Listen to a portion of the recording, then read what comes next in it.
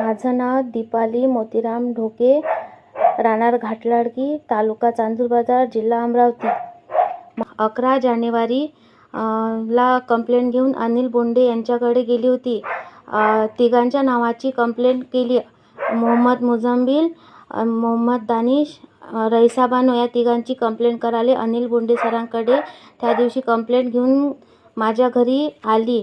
परत आली असताना हे तिघजण माझ्या घरी येऊन मला मारहाण केली आहे ना. मला म्हणाले का तू मला लिहून दे, मी तुला लिहून देतो, असे त्यानं मला जबरदस्तीने लिहून दिले.